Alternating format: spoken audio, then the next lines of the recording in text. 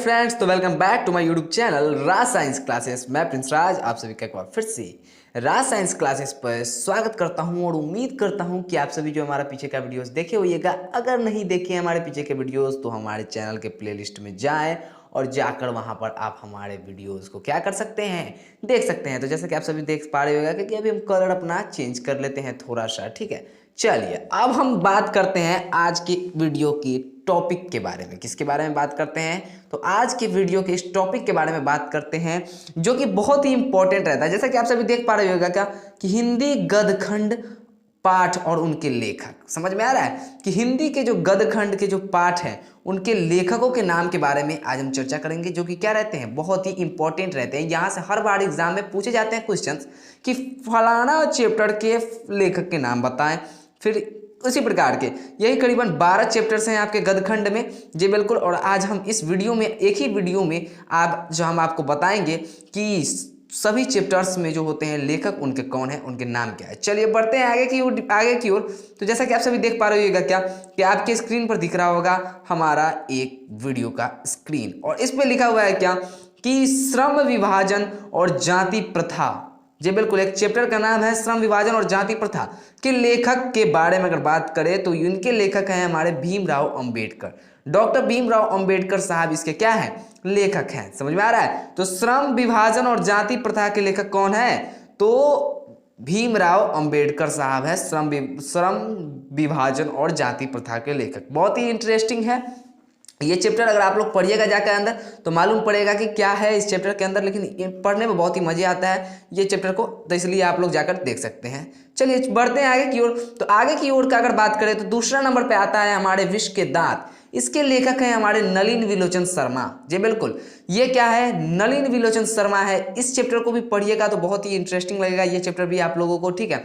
ये चैप्टर भी आप लोगों को क्या लगेगा, इंटरेस्टिंग लगेगा और बहुत ही इंपॉर्टेंट है ये चैप्टर। तो इसको कम से कम एक बार रिवीजन कर लीजिएगा, इसको एक बार देख लीजिएगा। चलिए थर्ड की अगर बात करें तो थर्ड चैप्टर पे आते हैं हमारे भारत से हमने क्या सीखा। क्या है, भारत से हमने क्या सीखा है, हम क्या सीखे रही है। हाँ भाई, भारत से हम क्या सीखे, ठीक है। तो ये इसका जो हो जाता है आपका हो जाते हैं मैक्स मूलर साहब। इसके लेखक कौन है? इसके लेखक भैया आपके मैक्स मूलर साहब हो जाते हैं, जो कि थर्ड चैप्टर है हमारे हिंदी के गद्यखंड में।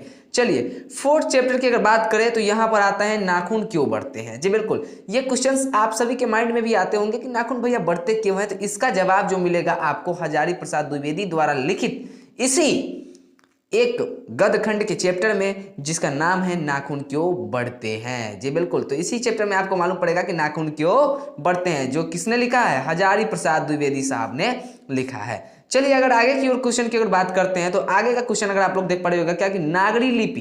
जी बिल्कुल, ये भी एक गद्यखंड का ही एक चैप्टर है, नागरी लिपि। इसके लेखक कौन है? तो इसके लेखक भी आप लोग के सामने दिख रहे होंगे क्या कि इसके लेखक हैं आपके गुणाकर मूले। जी बिल्कुल, गुणाकर मूले साहब है इनके लेखक।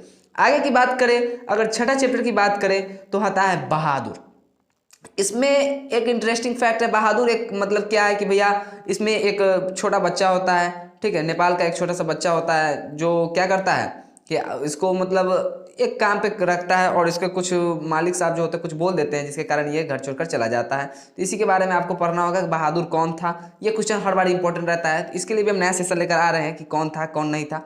चलिए आगे की ओर बढ़ते हैं। लेकिन बहादुर के जो लेखक हैं कौन है?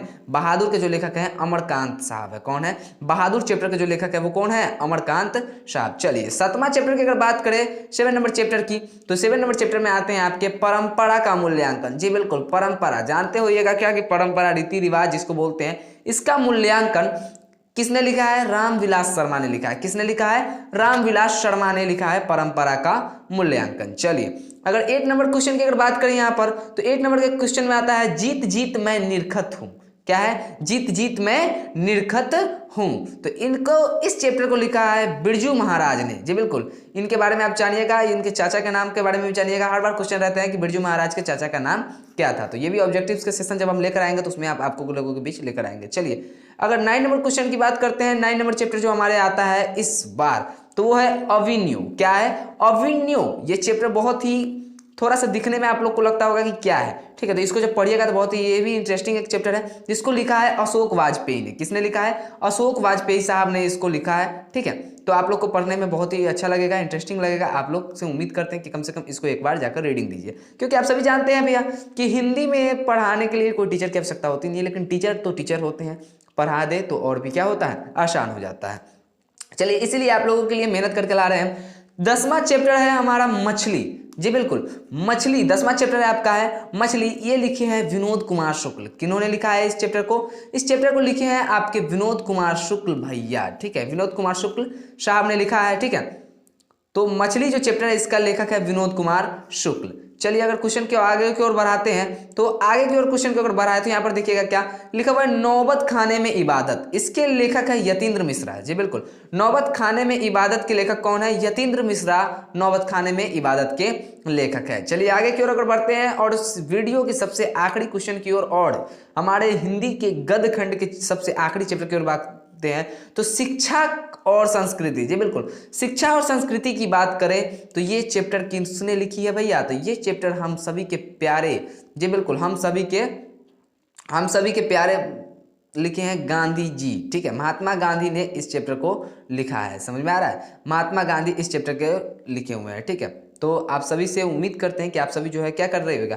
जी बिल्कुल, महात्मा गांधी ही इस चैप्टर को लिखे हैं, जिन्हें भारत में क्या कहा जाता है, राष्ट्रीय पिता, या फिर हम बापू, प्यार से इन्हें बापू भी कहकर क्या करते हैं, बुलाते हैं। तो महात्मा गांधी द्वारा लिखा गया है ये चैप्टर, ठीक है।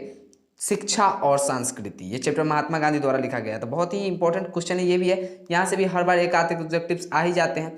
तो आप लोग भी कोशिश कीजिएगा क्या कि सभी को जो हम बताए हैं इस सभी को एक बार कम से कम रिमेंबर कर लीजिए। और इसका स्क्रीनशॉट लेना है तो हम इसको क्या कर देते हैं, आप लोग स्क्रीनशॉट ले लीजिए, क्योंकि आप सभी जानते हैं कि स्क्रीनशॉट ले लीजिएगा तो बहुत ही अच्छा होगा। तो महात्मा गांधी यहाँ पर देख पा रहे होगा क्या कि इसके जो लेखक है, शिक्षा और संस्कृति के जो लेखक है वो है आपके महात्मा गांधी, और हमारे भी महात्मा गांधी, जिन्हें हम लोग राष्ट्रीय पिता यानी कि बापू के नाम से जानते हैं। चलिए, तो आज के इस वीडियो में इतना ही। आप सभी को कैसा लगा वीडियो जरूर कमेंट जरूर कीजिएगा, और उम्मीद करते हैं कि आप सभी को वीडियो बहुत ही अच्छा लगा होगा। और इस वीडियो को देखने के लिए आप लोग को एक बार हम फिर से थैंक यू बोलना चाहेंगे। और अभी तक अगर आप लोग चैनल को सब्सक्राइब नहीं किए हैं तो चैनल को कम से कम सब्सक्राइब कर दीजिएगा, बेल आइकन को दबा दीजिएगा, और जाने से पहले कमेंट करके बताना नहीं भूलिएगा कि वीडियो कैसा लगा। चलिए, मैं प्रिंस राज विदा लेता हूँ, फिर मिलूंगा एक नए वीडियो में एक नए जोश के साथ। तब तक के लिए जय हिंद, जय भारत।